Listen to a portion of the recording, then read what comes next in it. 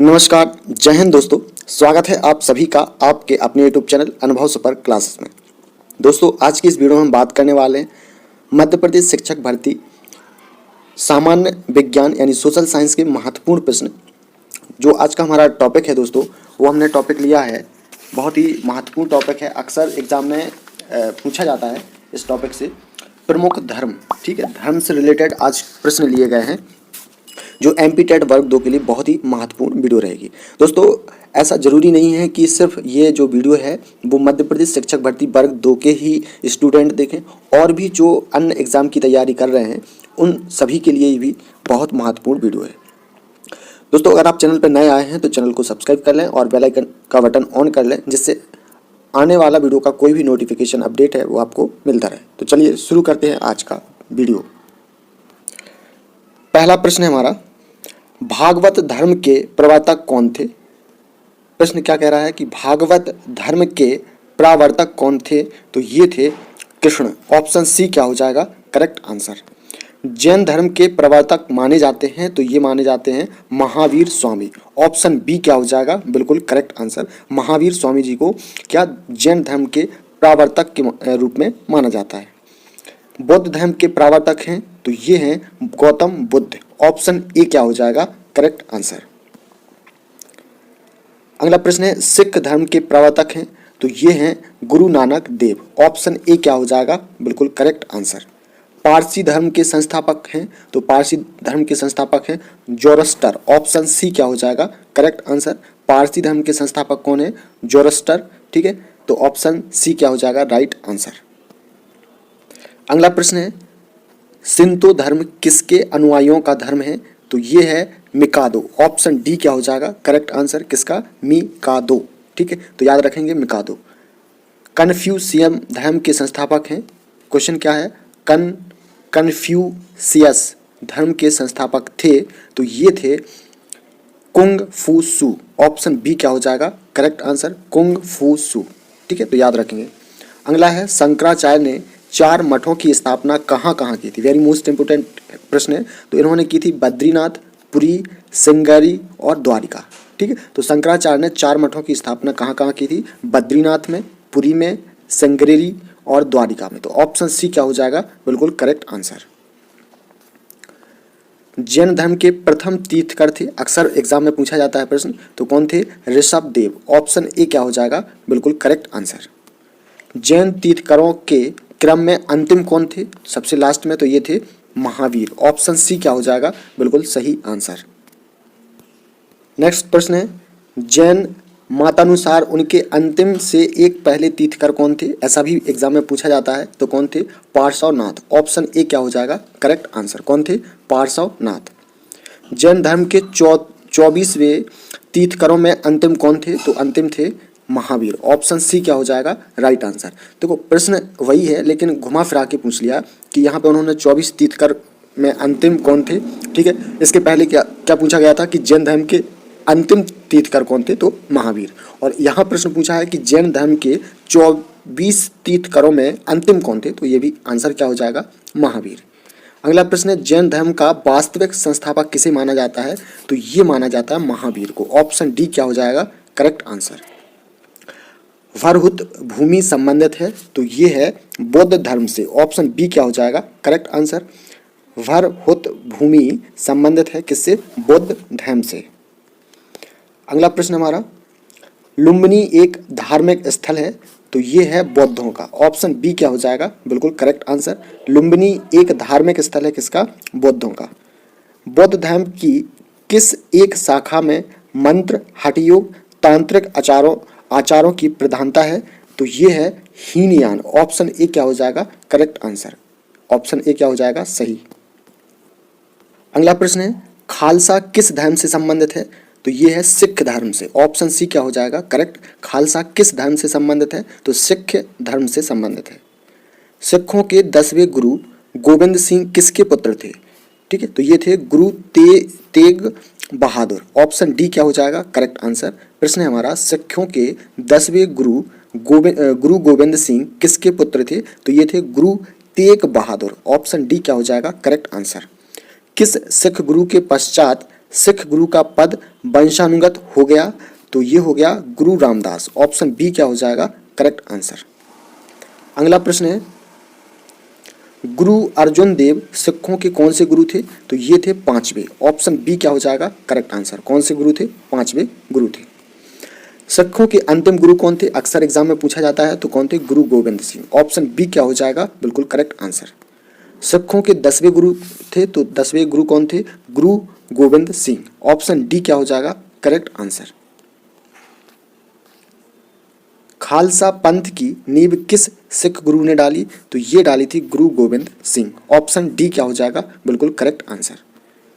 किस सिख गुरु ने अमृत सरोवर यानी अब अमृतसर नामक एक नए नगर की स्थापना की? वेरी मोस्ट इंपोर्टेंट प्रश्न है। तो ये की थी गुरु रामदास। ऑप्शन बी क्या हो जाएगा बिल्कुल करेक्ट आंसर। ठीक है, पहले अमृत सरोवर नाम था, लेकिन अब इसका नाम क्या हो गया? अमृतसर। ठीक है, तो ये किस सिख गुरु ने स्थापना की थी? तो ये की थी गुरु रामदास। ठीक है,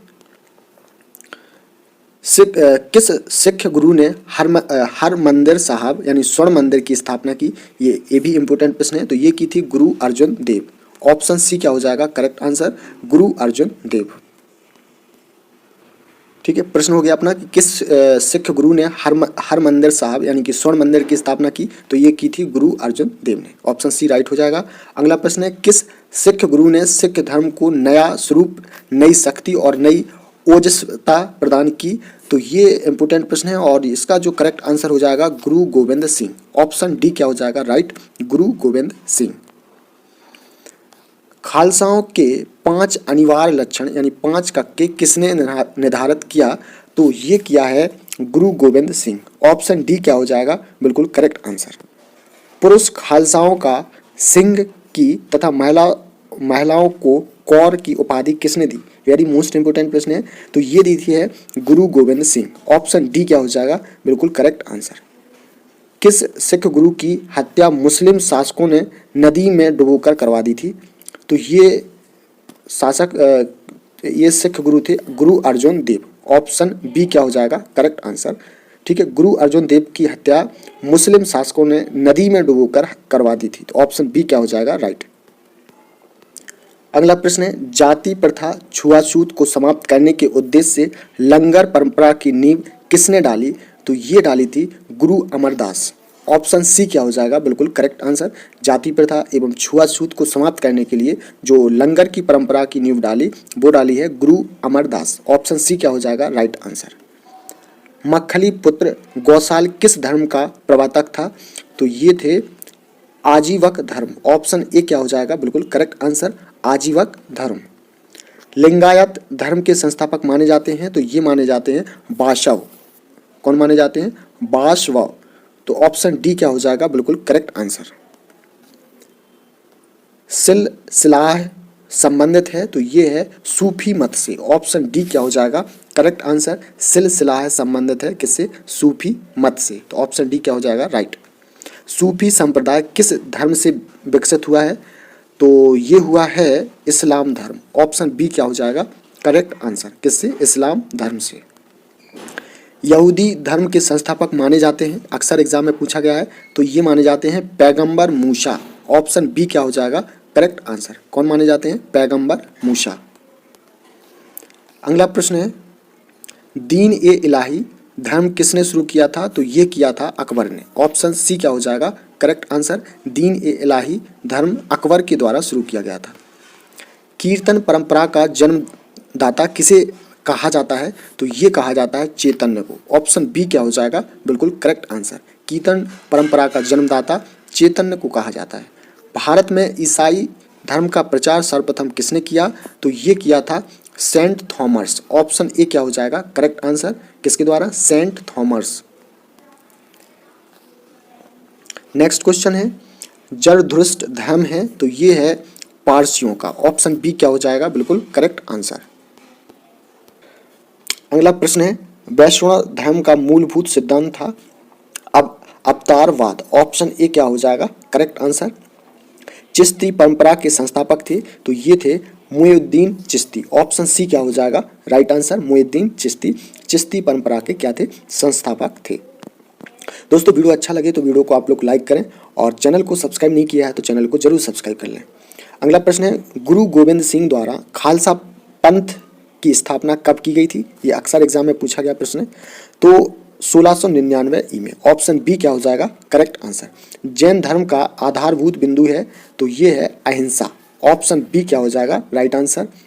जैन धर्म का आधारभूत बिंदु है क्या है अहिंसा, तो ऑप्शन बी क्या हो जाएगा राइट। तीर्थकर शब्द संबंधित है तो ये है जैन धर्म से। ऑप्शन सी क्या हो जाएगा राइट आंसर। तीर्थकर शब्द संबंधित है किससे? जैन धर्म से। नेक्स्ट क्वेश्चन है, जो यहाँ है वह अनन्य भी है, जो यहाँ नहीं है वह कहीं नहीं है, यह निम्नलिखित में से किस ग्रंथ में कहा गया है? तो ये कहा गया है महाभारत। ऑप्शन बी क्या हो जाएगा बिल्कुल सही आंसर। ऑप्शन बी क्या हो जाएगा राइट। तुम्हारा अधिकार कर्म पर है, फल की प्राप्ति पर नहीं, यह निम्नलिखित में से किस ग्रंथ में कहा गया है? तो ये कहा गया है श्रीमद् भागवत में। ऑप्शन सी क्या हो जाएगा राइट आंसर। तुम्हारा अधिकार कर्म पर है, फल की प्राप्ति पर नहीं। ठीक है, ये किस ग्रंथ में कहा गया है? तो ये कहा गया है श्रीमद् भागवत में कहा गया है। जैन परंपरा के अनुसार जैन धर्म में कुल कितने तीर्थंकर हुए? तो कितने हुए? 24। करेक्ट आंसर क्या हो जाएगा 24। अगला प्रश्न है, स्यादवाद किस धर्म का मूलाधार था? तो ये था जैन धर्म का। ऑप्शन बी क्या हो जाएगा बिल्कुल करेक्ट आंसर। जैन धर्म के 5 व्रतों में सर्वाधिक महत्वपूर्ण व्रत है तो ये है अहिंसा। ऑप्शन बी क्या हो जाएगा बिल्कुल करेक्ट आंसर। जैन तीर्थकर पार्श्वनाथ द्वारा प्रतिपादित 4 महाव्रतों में महावीर स्वामी ने 5वें व्रत के रूप में क्या जोड़ा? तो इन्होंने जोड़ा ब्रह्मचर्य। ऑप्शन डी क्या हो जाएगा बिल्कुल करेक्ट आंसर। क्या जोड़ा? ब्रह्मचर्य। अगला प्रश्न है, महात्मा बुद्ध द्वारा गृह त्याग की घटना क्या कहलाती है? तो ये कहलाती महाविनिष्क्रमण। ऑप्शन ए क्या हो जाएगा राइट आंसर। महात्मा बुद्ध द्वारा गृह त्याग की घटना क्या कहलाती है? तो इसे कहा जाता है महाविनिष्क्रमण। ऑप्शन ए क्या हो जाएगा करेक्ट आंसर। महात्मा बुद्ध द्वारा दिए गए प्रथम उपदेश को क्या कहा जाता है? वेरी मोस्ट इंपोर्टेंट प्रश्न है। तो ये कहा जाता है धर्म चक्र प्रवर्तन। क्या बोला जाता है? धर्म चक्र प्रवर्तन। ऑप्शन बी क्या हो जाएगा राइट आंसर। अगला प्रश्न है हमारा बौद्ध धर्म में स्तूप किसका प्रतीक है? तो ये है महापरिनिर्वाण का। ऑप्शन सी क्या हो जाएगा करेक्ट आंसर। महापरिनिर्वाण।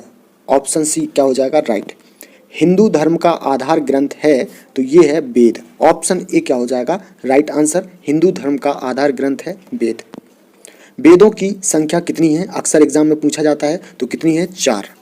आप लोग कमेंट बॉक्स में कमेंट करके बताएं कि वो 4 वेद कौन कौन से हैं। अगला प्रश्न है, किस वेद का कुछ अंश गद्य में लिया गया है? तो ये लिया गया है यजुर्वेद का। ऑप्शन सी क्या हो जाएगा करेक्ट आंसर। सबसे प्राचीन वेद कौन सा है? तो सबसे प्राचीन वेद है ऋग्वेद। ऑप्शन ए क्या हो जाएगा बिल्कुल करेक्ट आंसर। वेदत्रयी के अंतर्गत निम्नलिखित में से किसको शामिल किया जाता है? तो ये किया जाता है ऋग्वेद, सामवेद और यजुर्वेद। ऑप्शन ए क्या हो जाएगा बिल्कुल करेक्ट आंसर। आप लोग याद रखेंगे। गायत्री मंत्र किस ग्रंथ में शामिल है? तो ये है ऋग्वेद में। ठीक है, गायत्री मंत्र किस ग्रंथ से लिया गया है? ऐसा भी पूछा जाता है। तो किससे? ऋग्वेद से। ऑप्शन ए क्या हो जाएगा राइट। निम्नलिखित में से किसका संकलन ऋग्वेद पर आधारित है? तो ये है सामवेद का। ऑप्शन बी क्या हो जाएगा बिल्कुल करेक्ट आंसर।